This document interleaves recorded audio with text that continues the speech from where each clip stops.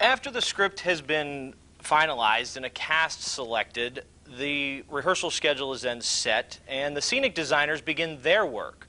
Rob Scott spent a few weeks following the technical artists as they took the ideas from the paper to the stage.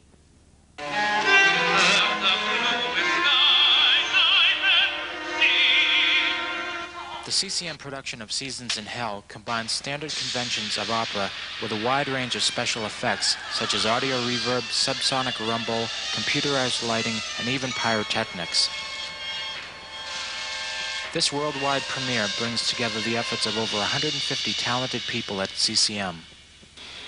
It's the stage designer's job to translate the words of the libretto and the feeling of the music into scenery that expresses in a meaningful and powerful way what the author is saying. Paul Short is the resident stage designer at CCM. For Seasons in Hell, he felt Rimbaud, the lead male character, reminded him of the rock star Jim Morrison. He was kind of the Jim Morrison of his time. He was Morrison's hero. Morrison tried to pattern some of his life and his approach towards rock and roll and exuberant behavior and unregulated behavior and total sensation on Arthur Rimbaud. And Jim Morrison is buried in the same cemetery in Paris as Rimbaud, et cetera, et cetera. So I formulated this image in my mind of Jim Morrison as Arthur Rimbaud. Short worked closely with the director Malcolm Fraser. Malcolm and I chewed on this piece for quite a long time. Because of the number of brief scenes, a relatively simple stage with movable scenery was decided upon. A model was made up to see how well the design will work in real life. The ideas become blueprints and are submitted to the scene shop for construction. Short says that he and the director designed this opera from the ground up, starting with the essential elements, then adding only what was necessary to convey information. And just start with a bare stage. What do we need? Number one, I need my percussion left and right out in the house. And somehow it seemed that high above the action, above the stage, percussionist looming way up above. We were going to have him there anyway with the old set design. We put him there, and we put him on a square, suspended, maybe 16 feet above the stage. The orchestra is in the pit, where it usually is, but the percussion was moved onto staging and into the audience in order to surround them with the performance. An army of carpenters, welders, electricians, and painters worked for weeks to construct the set for Seasons in Hell. It is then brought out on stage and put together. The load-in, as it is called, takes around 15 hours, and by 12 midnight all the scenery and lights are in place.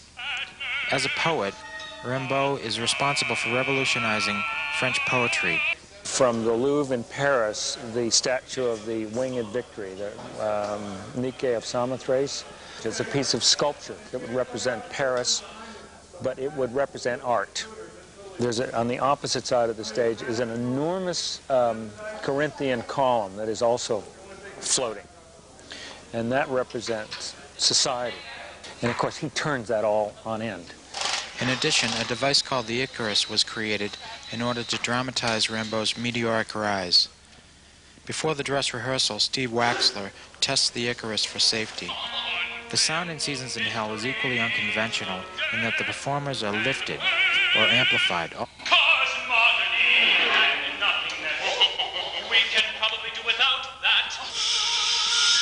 Also, the voice played by Miss Cures is electronically altered and played back so that it echoes throughout the theater.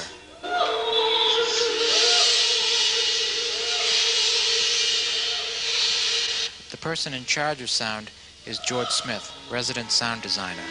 Okay, first thing, it's a very different opera. And because of the nature of the opera, we have decided to do many electronic tricks to it, including amplify the opera so that you can hear it. It's a full orchestra, it's a full-blown opera, but we're supporting it upstairs with a lot of technical tricks like ahs and oohs and stuff like that, which are coming from everywhere, and you don't really know where they're coming from. And it's fun. This will be fun. Other effects include huge subwoofers at each side of the stage that will rumble the theater when the explosions take place. Spot Q54, beam, rail Icarus in, Icarus electrics out, go. It's a warning for pyro. Rail Icarus in, fog upstage center on.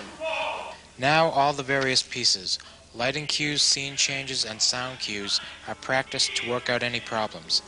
Then the set is ready for opening night, where the performers will add their talent to complete the vision of the composer.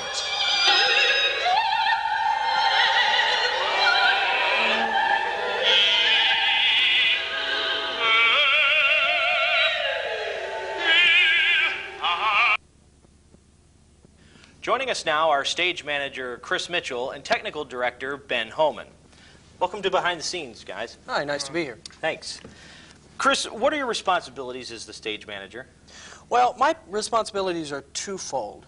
Actually, during the pre-production process, I see my job as a person who oversees a puzzle being put together. I look at each piece as it's being put in and make sure that it's going to fit right there. And if it's not, I've got to make sure that we move it around and make it go into its slot. Once we hit the stage, my job takes on a whole new direction. Basically, I am the eyes and ears of the director. He's busy putting all the things together, and I have to make all of his ideas actually come to life on stage by getting the lights, sound effects, scenery changes, all to occur as he wants them to. So, Ben, is your job this hard? On this show, it was very complicated. Generally, on a typical show, you would have 2 or 3 units or pieces of scenery that would have some sort of technical aspect. On this show, about, I would say, 95% of the scenery did something special. So it wasn't just a piece of scenery, it had an added twist, like flying a person on it, or flipping over, or being used for multiple uses, or things like that. So as the technical director, what was your biggest challenge for the show? Trying to get it all to happen and all to work. We have a very short time on stage to make all of the effects happen in about 4 days, and to get it all together and worked out timing-wise with the music and everything else was, I think, was the hardest part. In the package, Rob discussed about the load-in, and that took you guys about 18 hours, I think it was. So after the load-in, which is more your responsibility, then Chris, you take over? Well, it's not necessarily a matter of taking over. It's a matter of there only can be one driver in any situation, and basically I'm the guy. I'm the engineer driving this huge train. We can't have different people all trying to drive the different elements. So what I've got to do is say, okay, Ben, I need this to happen.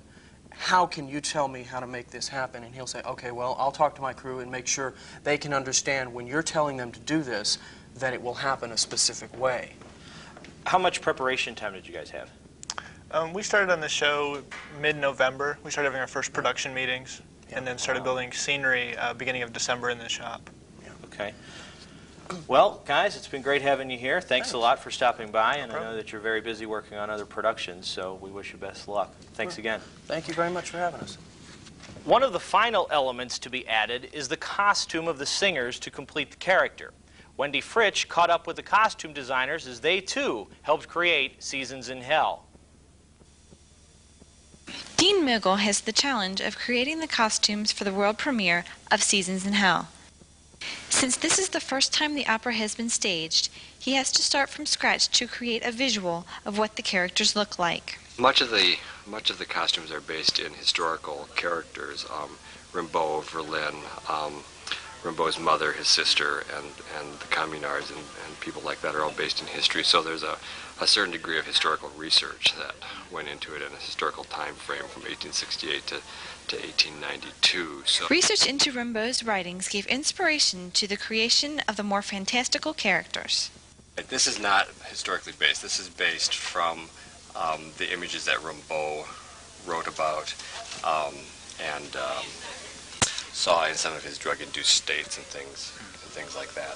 There's kind of an image that we have gotten from the libretto, which is based on the myth of Icarus, who made wings of wax and flew too close to the sun and crashed. And that's a little bit what Rimbaud did as far as his art and his life. But Rimbaud is seen as the writer who brings color into the world of French poetry.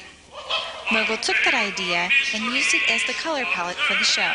Once the sketches were approved by Malcolm Fraser, the costume shop went to work developing the sketches into three-dimensional costumes.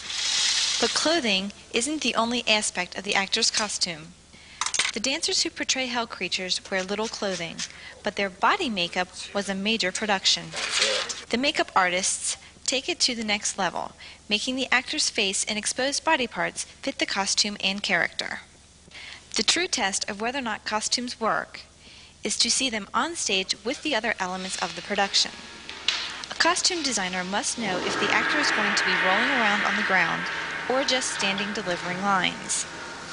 The choice determines costume material, length, and flexibility for the actor. Another concern is the lighting that will be focused on the actors. Certain light colors will complement or contrast the colors of the costumes. Once all the elements have come together, the costumes are prepped for opening night. The costumes are tagged with the names of the characters and assigned to the actor's dressing room. From sketch to material to actor, a costume designer's research and imagination take to the stage. UCM's world premiere performance of Seasons in Hell was just the beginning. Composer Harold Blumenfeld has begun promoting the opera in Europe and is hopeful that it will soon be brought to the international stage. In any case, bringing a new opera to life is always a challenging experience. Although we have shown you the making of Seasons in Hell in half an hour, many hours, even weeks, have gone into the production. As we close today, we would like to share a few more behind-the-scenes moments with you. Thanks for joining us.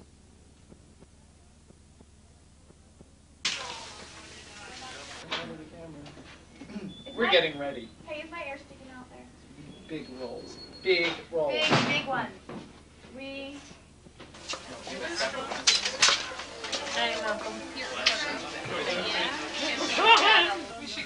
In the mood. This is Mother Superior. She is dead. Give her a spin. Mister, don't you know? It's welcome. He's out here. Is he out here? Problem.